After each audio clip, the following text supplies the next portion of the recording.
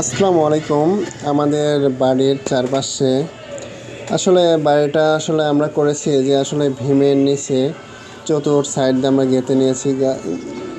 গেঁথে নেওয়ার কারণ হলো যেন মাটিটা যেন আমার ভিতরে থাকে।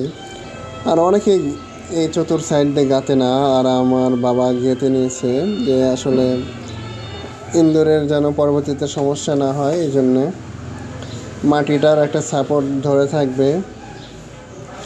এই কারণে মূলত চতুর সাইডে আমরা গেঁথে নিয়েছি।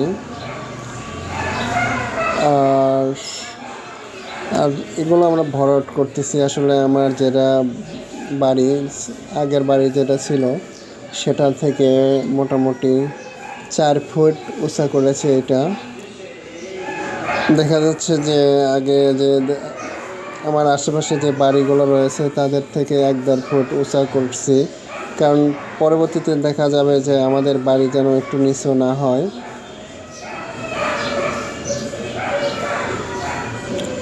এই জন্য মূলত একটু করা।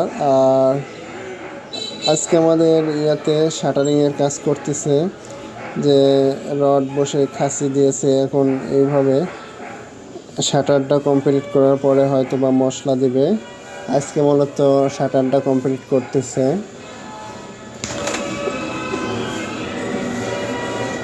মোটামুটি ঢালাইয়ের কাজটা, ভীম ঢালাইটা দিয়ে দেবে আজকে।